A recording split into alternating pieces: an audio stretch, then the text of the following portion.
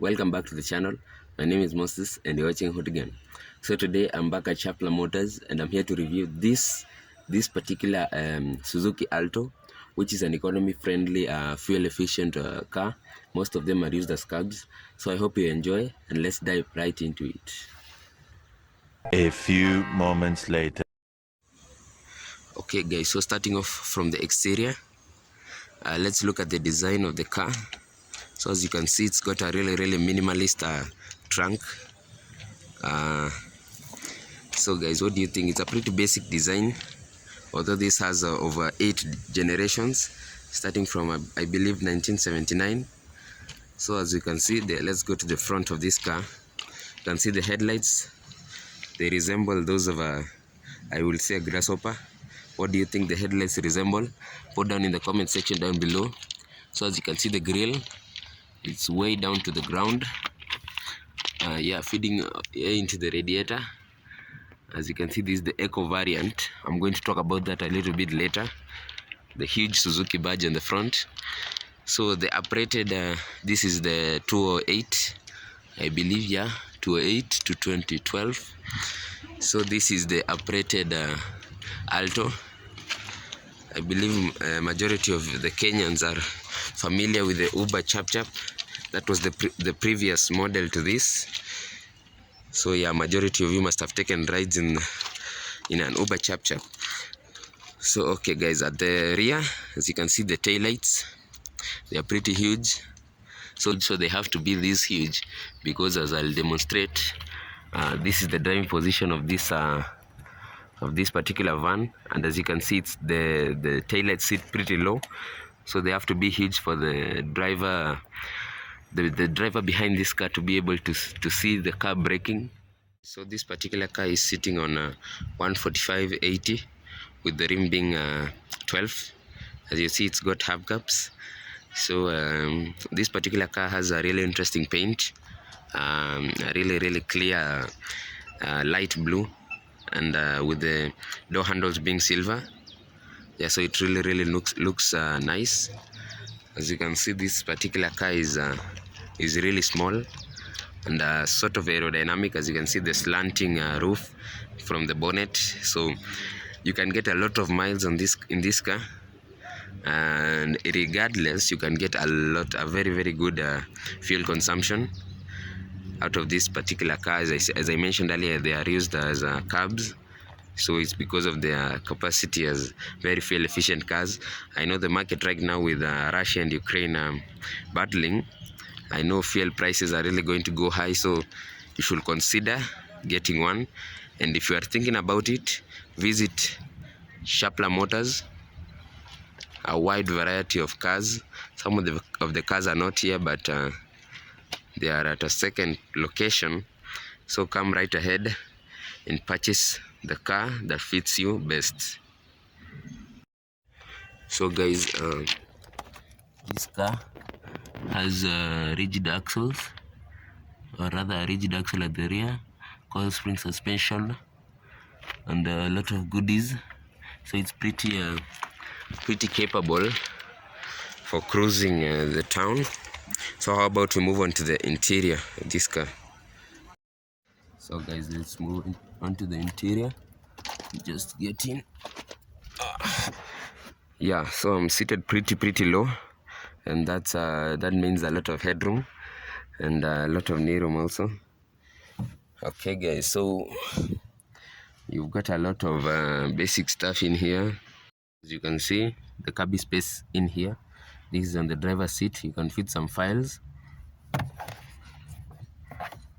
Currently it has my mask in it. So yeah guys, you've got a lot of basic things. Basic steering wheel, as you can see, the wipers, the controls, the traditional Japanese with the wiper on the right, on the left, and the indicators on the right. So this particular car reaches a top speed of 140 kilometers an hour.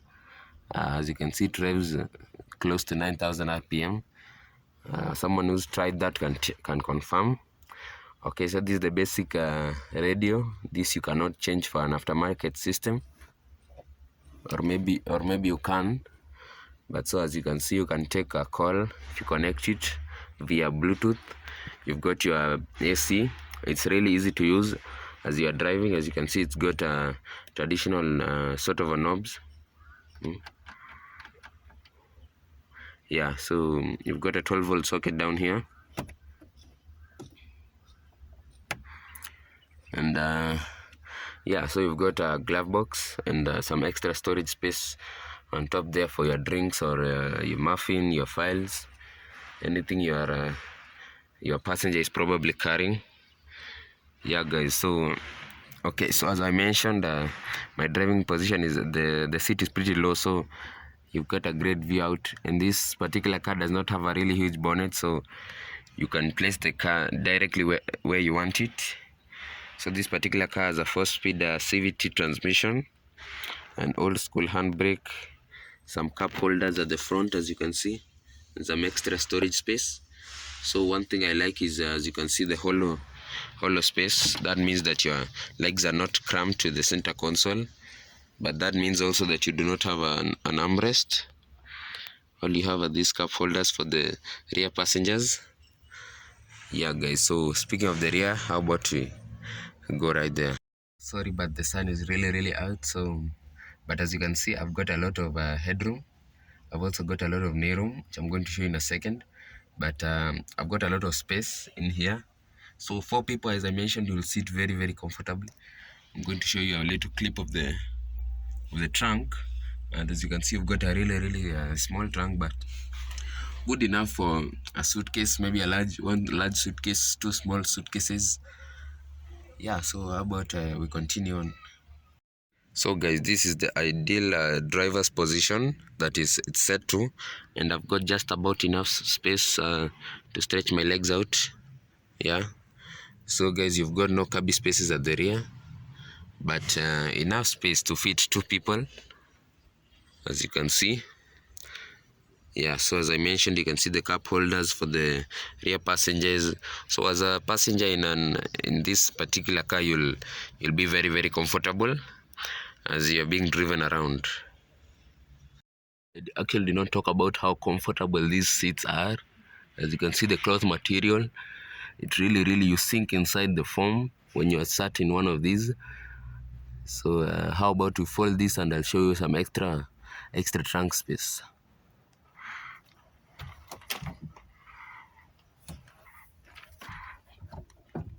Okay guys, so as you can see, the trunk space just about tripled or something.